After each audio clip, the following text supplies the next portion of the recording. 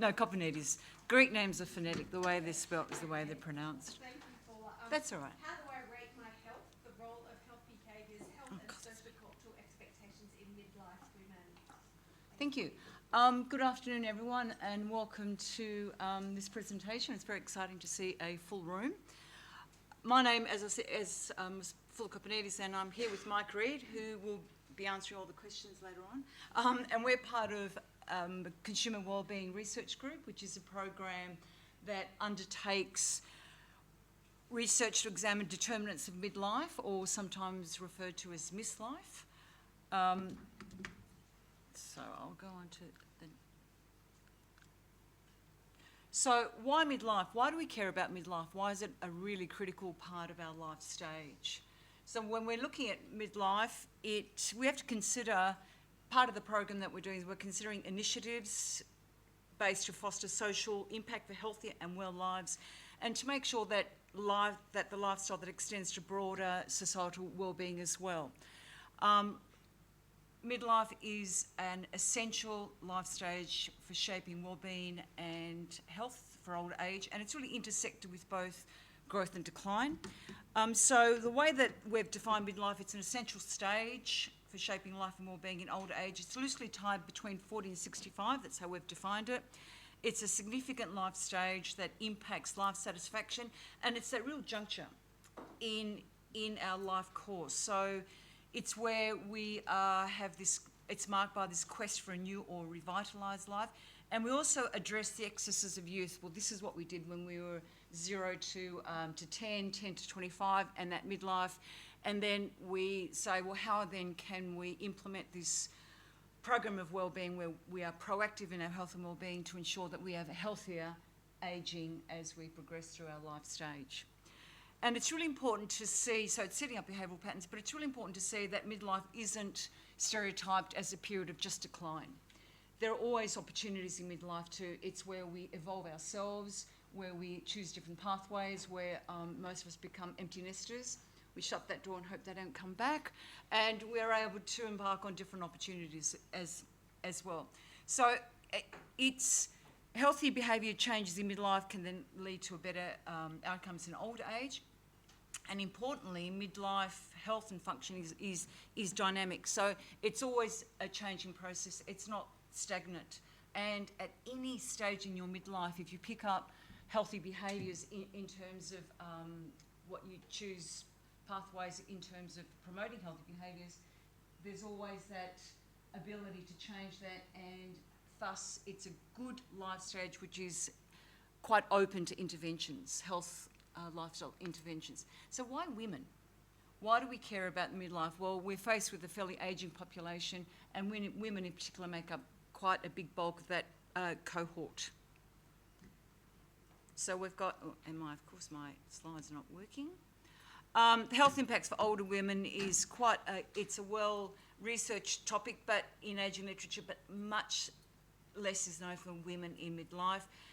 It's an under-researched cohort, and it's referred to as sandwich generation, which means that you've got older generation that you're caring for, and then you've also got younger adult children at home that you have to cater for as well. It's an age also where you've got challenges of multiple co-occurring stresses, caring for children and ageing parents, navigating multiple roles through different cycles, coping with physical and emotional stress, and trying to balance that life stress with these increased responsibilities. And women tend to focus on their family and experience a higher rate of also burnout behaviours. So it's that focus is more on their family and taking on that carer role. So what does that mean? Then midlife women are at their most vulnerable, and they're exposed to these age-related changes such as your biophysical vulnerabilities that emerge across different health domains. As I pointed out, midlife really presents a critical window for preventing these chronic diseases. So where you look at your physical self, your emotional self, your mental self, and say, well, what kind of behaviours can I implement that will navigate that pathway to a healthier ageing self? Attention to midlife women is critical, again, as I said, to prevent midlife to prevent chronic diseases and to maintain an active and long-lasting role in healthy ageing. So, oops, you can see I'm very good at technology here. Ooh, what have I done here? So when we're looking at this whole idea of women, health and well-being, we started this program of well-being in taking on that notion of well-being being a state of complete physical, mental, social and well-being, and not just merely the absence of disease. So what can we do to implement these proactive changes prior to being diagnosed with some sort of medical condition? And the other thing we've taken on board is this idea of preventative pathways. And what this refers to is this proactively promoting wellbeing through early intervention without a diagnosis. So not waiting until your GP tells you, well, there's a problem, let's do something about it. So how can we proactively engage in behaviours that address these, embark on these preventative pathways? So this understanding of health, social impact is considered a very positive step towards understanding perception and achievement of health. So as women also tend to have longer life cycles or lifespans, they're more susceptible to age-related conditions, thus maintaining this optimal health is really important across your physical, cognitive and social self. And then this is where this whole idea of perceptions of health become very important. So these perceptions of health or how they see themselves becomes pronounced as quite a key indicator of life satisfaction and psychological well-being. Health perception is particularly relevant. Why? To social or to psychological well-being, because this is where our higher self-rating is associated with higher or more optimum psychological well-being and also subjective well-being, which is your life satisfaction. And it's also a self-reported measure, and it's considered as a very good indicator of the perceptions of your general health. Now, let's see if I can do this right. Is it that way? No? So, what's this self-rated health all about? Understanding how women perceive themselves is critical to understanding how then they can be more proactive in choosing these preventative pathways. And one way we can do this is through this analysis. One way, I'll stop moving around. One way we can do this is by using a measure that we call self-rated health. We conclude that this self-rated health should be best viewed as a measure of a person's perception of their health rather than something that is often described as true health, because your perception is your reality. So someone may say to you, oh, you know, you're looking great today, but if you perceive that compared to your peers that you're not feeling as well, or you don't look as well, or maybe you aren't able to climb those stairs as well, the way that you rate yourself may not be as high as that of your peers of the same age or age group. So self-rated health is one of the most common measures in survey research on your own health status relative to your peers, and it's a good indicator of your health, your morbidity and your mortality. So understanding how older adults evaluate their health and wellbeing has shown to hold just as much importance as an objective measure in measuring health over time. So, what do we want to know? Why are we going about considering this self-rated health as a measure to better understand the health and wellbeing of midlife women? Well, prior studies have primarily focused on the relationship between self-rated health and either physical health markers or socio-demographic characteristics. So there's been this gap or in neglecting the impact of contextual factors such as your socio-cultural elements and experiences. So what we know is that there's got to be an emphasis in promoting positive health-related habits and self-care practices, because this resonates with women's perceptions of themselves. We have to, as social marketers, design these interventions that address which factors constitute or explain self-assessment of health. And for social marketers, we have to create these effective and relatable health campaigns that resonate with real-life experiences. So what did we do?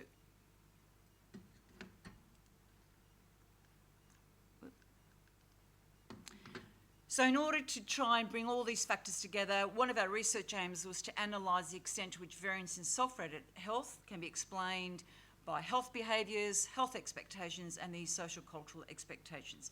So we're working from the assumption that individuals assess their health, and it can be understood as a cognitive process which consists of several stages. So further, we conclude that self-rated health is something that is a measure, as I said, of perceptions rather than as this true health. So our adapted model was from, forgive my pronunciation, of Ilya, which suggests that health assessment can be broken down into a series of stages. So what we did was we posed 3 questions. What are the components of self-health? How does self-health, what are my expectations when accounting for different types of normative health behaviours? And then how does context influence negative or positive opinions? So I've broken that down into a bit more information, which you can see here. So we used 3 models, doing a hierarchical regression in looking at the dependent variable, which was your self-rated health, and we assess health-related behaviours. And these were really actions. These are where actions are taken by individuals that can impact their health and well-being. And these behaviours can either be intentional or unintentional, and they can either promote or detract from an individual's health. So we looked at the physical, mental, diet, being medically diagnosed with a medical condition, drinking, menopausal symptoms, sleep, and if you are diagnosed with a medically diagnosed condition. Then we looked at what are my expectations when I account for, and this is really looking at those social demographics, things such as your normative behaviours. So these are expectations which relate to the beliefs, what constitutes health about yourself. So we looked at what your age is, income, BMI, health status, how you define your gender, employment, education, and also gender identity. And then we looked at the social-cultural factors, and these significantly influence perceptions of health by shaping beliefs about illness, impacting how individuals also experience and express their health. And the factors we used. So for the dependent variable, we looked at self-rated health, and these are the different ones. I won't go through all these. Our health-related behaviours, then we looked at socio-demographics, then we looked at these cultural social influence. So we followed the model, we adapted the model which poses certain questions with the ultimate outcome of how do I assess my general health. So a quick overview of our sample. We looked at 908 women. A lot of that doesn't make sense, so what I did was I translated that into a person thing. So our descriptives are, so our typical midlife female participant in this study was aged between 40 and 49. So we looked at midlife being young midlife, 40 to 49. Then we looked at midlife, 50 to 59. Then we looked at older midlife, which was 60 plus.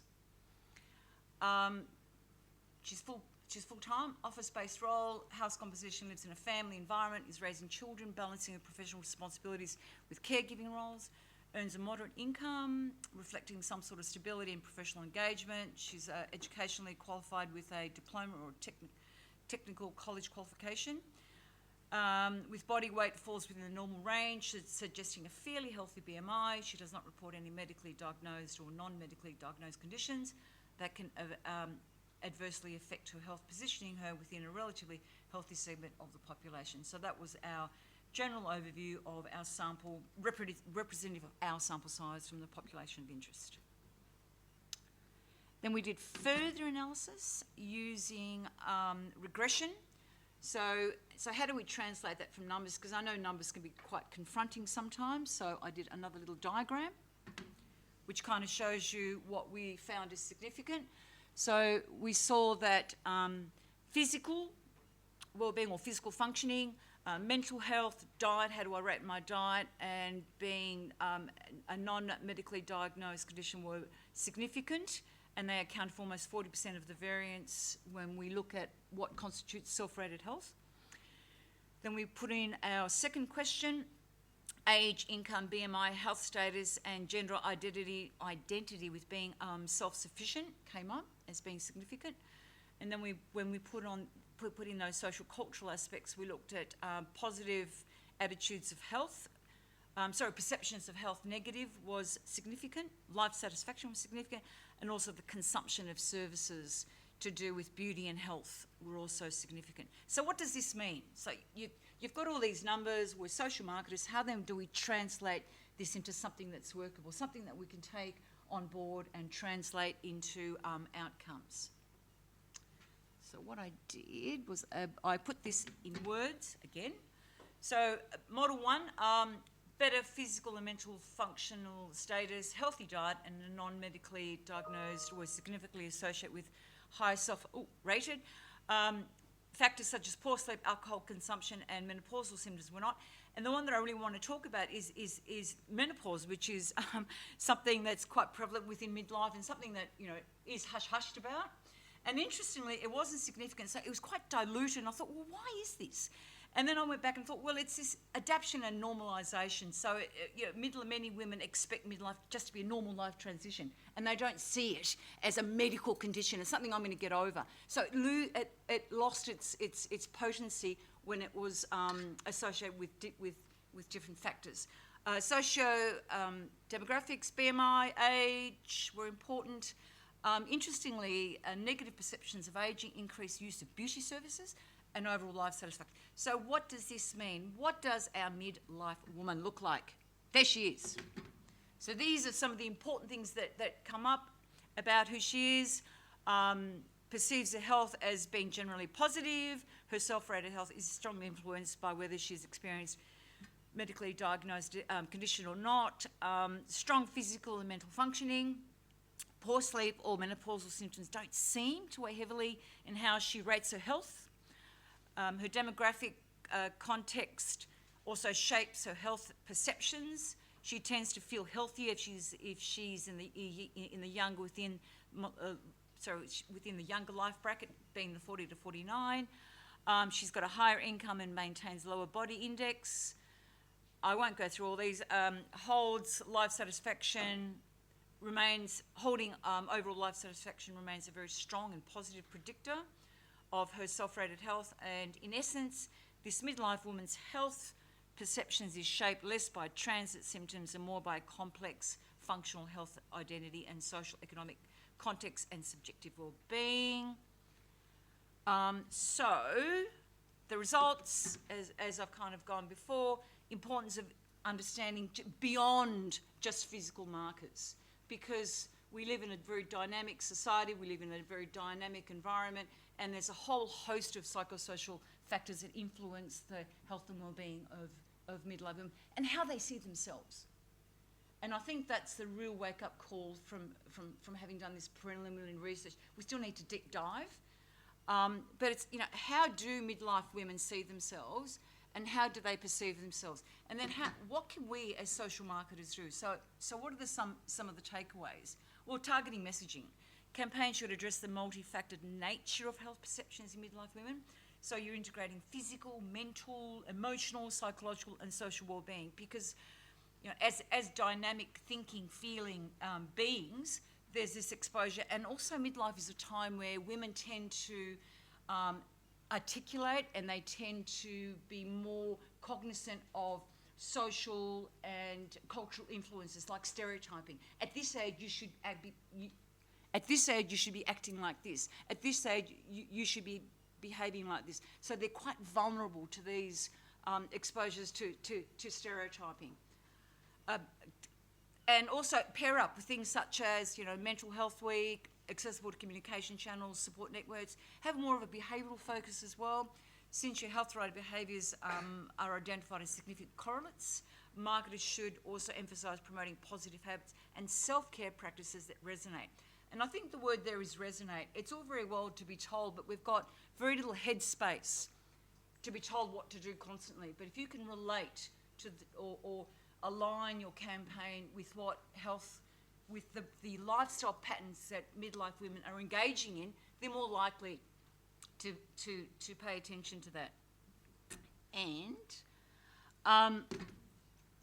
And I think this is what I kind of just talked about, this relevancy to midlife. You know, recognise what's important, find what social media platforms that midlife women use, find out what's important to them, and I think part of that is really deep diving and understanding some of the nuances involved in lifestyle patterns and lifestyle behaviours. So rather than changing, try and align with and suggest pathways so we can engage in this preventative health. So you're not just waiting till someone says that you're sick and then you've got to do something, and then the panic sets in and you've got to do something about it. So our message is really, seriously, I really worry about myself and technology. So our message is addressing challenges, so not only understanding midlife women and the issues about the costs and benefits, but also fostering this positive self-perception. Because having higher positive self-perception is associated with optimal psychological well-being. And psychological well-being then also embraces this concept of subjective well-being and life satisfaction, which is used as a metric to determine health and well-being, and to determine that healthy pathway as we age. So in summary, the results of this research contribute to understanding health on a dynamic continuum and provides further insight into those variables that are important, that are beyond the biological markers, beyond just the social economic factors, but also embrace these psychosocial factors which we as midlife women are quite vulnerable to. I think that's probably talking enough. Thank you. Gosh, that was Foula and Mike. What a just awesome piece of research. I just was reading through the abstract last night, just wrote down some notes. I was like, I think this is where social marketing has a really powerful role to play, not only in promoting healthy behaviours, but in reshaping social norms and challenging the assumptions that may be limiting or even harmful. I think like the implications for practice are really significant, particularly in designing more like empathetic, sort of like really understanding the midlife woman, inclusive and context-aware health campaigns that reflect the lived experiences of women. I just think, I mean, when you talk about mental well-being and just really connecting with, I know that I'm in that because it's so true. Like, it's not don't eat that and don't. It's like understanding the busy lives and just who midlife women are. So thank you for an awesome, awesome piece of research. Does anyone have any questions they'd like to? Directing to Mike there. As a midlife woman. Yeah. Yes. Mine was probably just more a supporting comment. I've done some work recently with Diabetes Australia. They have a large program called My Health for Life, and they've just done some amazing segmentation work. Oh wow, and yeah. One of the segments they've identified is the MARTA. It's internal terminology, but it's essentially midlife women. It's women who have got responsibilities on all ends, working full time. They know what they should be doing, but they can't do it because they don't put themselves first. Correct, yeah. And one of the things that we really, I guess, pulled out of the consultation, and a little bit of like N equals 1 was my contribution, was, don't just tell me one more thing to do. Don't tell me go for a walk. Don't tell me. Exactly. There's so much headspace you've got. Yeah, exactly right. Just give me one more thing to do. I'm going to explore it. Yep, Because yep. my to-do list is Yep. pretty massive. So Absolutely. I was just wondering if you've got any other papers on this research that I could share back with the DA team, or at the very least I'll obviously share. Yeah, we do. Mike and I also wrote a paper on proactive behaviours towards midlife women, and we looked at what do we look at, Mike? I can't remember now. We try to look beyond just health measures. Right? Yeah. We took health and well-being. It's often focused on the mental health and physical health. We were factoring into that both relationship health Financial and health. financial health. Yeah. So there's a far more multi-dimensional kind of measure of health that sits in some It speaks back to, I think Maria was speaking about, just the holistic approach to social marketing that we need to take. They're complex issues with complex solutions that require looking Yeah. And it's really dispelling those stereotypes that we hold of midlife women. That there's if you're 50, well, you should be behaving like a 50. But if you speak to midlife women in their 50s feel like women in their 40s. So there's this discrepancy between your chronological and your actual age, and that has implications in terms of your behaviour. Preparing for retirement, preparing for your well-being, it's like, well, I'm not going to do anything. I feel 40. Although I might be 65, I still feel 40, so therefore I'm not going to do this. So it's gently prompting and gently addressing those proactive behaviours, in making sure that what you're doing is preparing yourself for healthy ageing.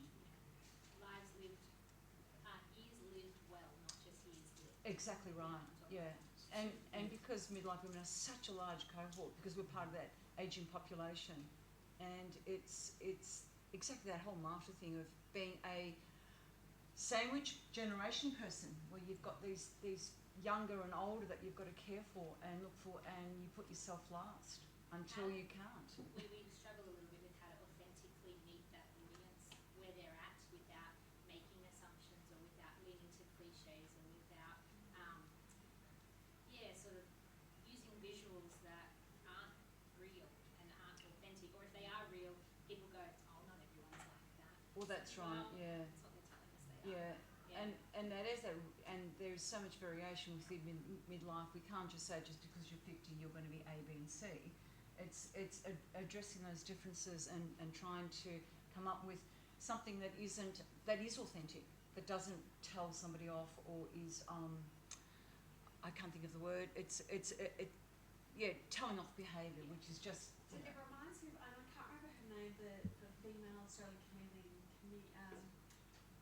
starts with C, and she sort of takes off the middle-aged like woman, like she's meant to be managing her life so perfectly, and she really takes the piss out of it. And she connects so well. I can't remember if you know what I'm talking about, because it starts with C. But it's just sort of like being empathetic to really understanding those lived experiences. So I think that inside some of this, one of the things that kept us off in this area was that, we kept seeing such a lot of research on youth, young people, Yeah. such a lot of research on old people, and there's this whole missing middle.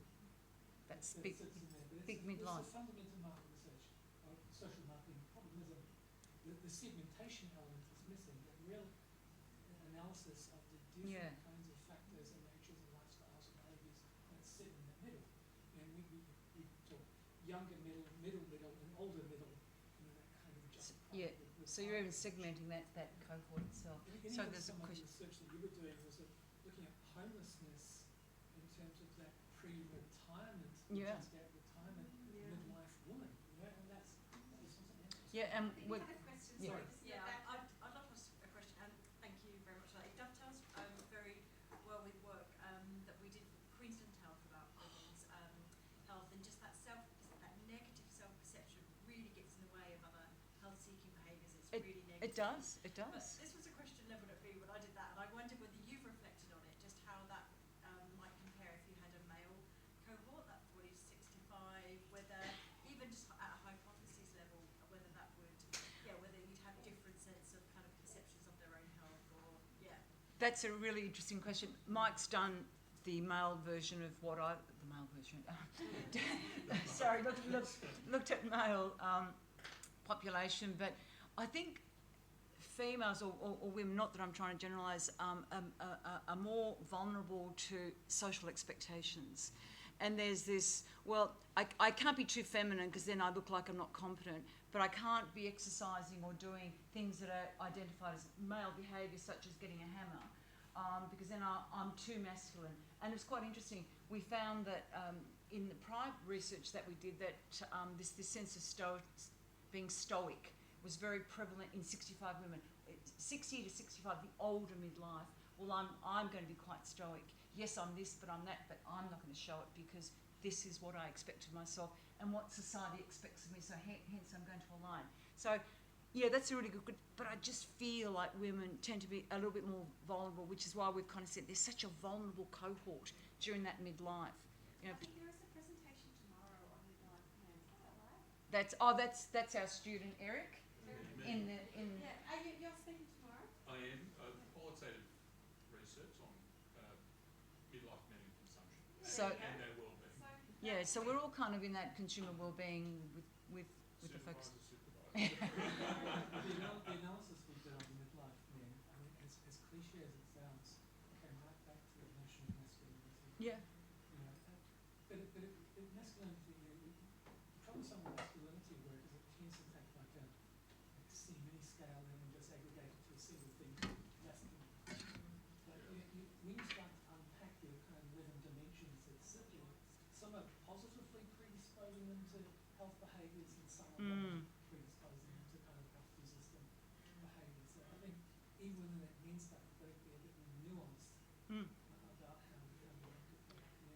It'd be really good to deep dive further and do that qualitative work, whereas this is kind of, it gives you an overview, but it's quite general. So it'd be good as a next stage if we deep dived and had a look at exactly why is X causing Y, or what are some of the other extraneous variables that impact. Such fantastic research. Thank you so Thank you. much.